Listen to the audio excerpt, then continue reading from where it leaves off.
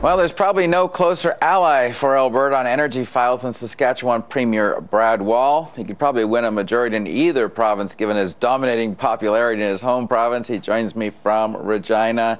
Premier Wall, I guess I thought Peter Kent might go down there and really put a big green paint swath across Alberta and try and sell us as a greening economy up here. He seems a little reticent about that, but do you think that's something that should be done more aggressively in Washington given what's coming down the pipe? I think it has to be part of our message, Don, absolutely. In fact, when I was in Washington not long ago, and I'm pretty sure Premier Redford's doing the same thing, we took the opportunity to present the bona fides from the environmental perspective from Canada, including the fact that Alberta was the first jurisdiction in North America to actually put a price on carbon, has established its fund, a road we're heading down. In our case, we're the home of the world's largest clean coal demonstration project, and that's technology, of course, that should be of great interest to the U.S., where coal is a much bigger source of CO2 than the oil sands, coal-fired emissions. And so, you know, we have a record. We have, frankly, coal fire regulations in this country that are more aggressive than you have in the United States under the Obama administration. And so while we can readily say, as I've said on your program before, Don, that we need to do more in our country, we have a record. And we ought to be talking about that record when we're there, because the other side, some of the groups that are perhaps not informed on the facts, stateside, environmental groups, are happy to leave out some of these very important truths about the record in Canada, and also the fact that our admission is clearly we need to continue to do more. And if you listen to what they're proposing in Alberta, that's an extremely dramatic cut in emissions they're talking about, as well as an increase in the price of carbon. I would have thought you'd be, you know, putting that up a flagpole somewhere and say, look what we're doing. Do you think that's something that should be promoted fairly heavily at this time? Well, I don't think any decisions have been made in Alberta, and I know they're talking very specifically about the oil sands. We'd have concerns about the level of the carbon levy that's been proposed, knowing we have the same instruments under our own GHG legislation in the province, the same sort of fund, the same sort of penalty for high emitters. We've got to be a bit careful in terms of balancing the economy and the environment.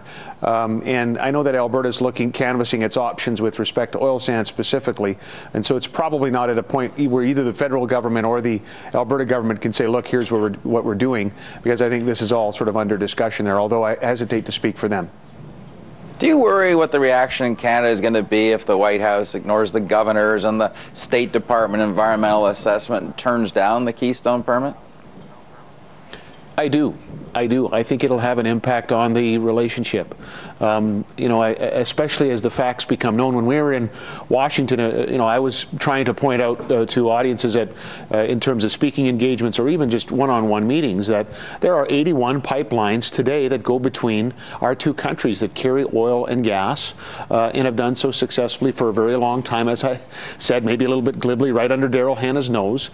These are the facts of the relationship in terms of energy. There's Canada's record with respect to the environment, and then there's the fact that a significant amount of oil in this pipeline, should it ever be built, is going to be Bakken, or light sweet crude oil from North Dakota and Montana. And so I think there's a couple things. The overall relationship, I think, is shaped very much by energy. Point number one. Point number two, the facts of this pipeline. Obviously, I have a biased position, but the facts of this pipeline commend it for approval by the Obama administration on a prima facie basis, and I think that this would have a hurtful impact, frankly, on the relationship. I've got to ask you about your Twitter exchange with a certain prominent actor over Keystone. Could you tell us about that? Well, it wasn't directly with Mr. Sheen, but he was in Saskatchewan at an event, and that's when I was in Washington, and the media asked him if he had a message for me, and it went something like, I think he said via the media to me, don't do this, i.e. don't lobby for Keystone in the U.S. Don't do this. It's something you'll regret later in life. You know, and I may have said at the time and since that I hope he offered that advice every once in a while to his son, but you know, it's part of the debate. And I'm not sure if everybody is as informed as they could be or should be on the facts of the oil sands themselves, of what's in this pipeline, or the fact that we're already moving a lot of energy across the border via pipeline today and have been for some time quite successfully.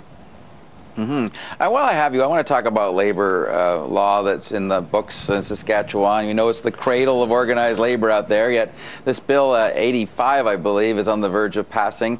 Do you see that as opening the door to right-to-work laws in the future, and do you think that's inevitable? I don't think anything's inevitable unless it's the will of the legislature, and it's not part of this particular piece of legislation, and neither have we sort of set this legislation up as some sort of a Trojan horse to get to some other changes in the labor environment. We've made a lot in government already, Don. When we first were elected in 07, we introduced essential services legislation. We were one of, I think, 2 jurisdictions in the country that didn't have that, so that's now in place. We also introduced freedom of expression in the workplace, secret ballot certification. Then we made some changes to the construction labor environment in the province, and again, there was much predicted about how this would be the end of harmonious construction labor environment in the province. It's not come to fruition. Now this recent legislation is sweeping, but again, we think it's balanced. As a part of this change, by the way, Don, we'll move to index the minimum wage.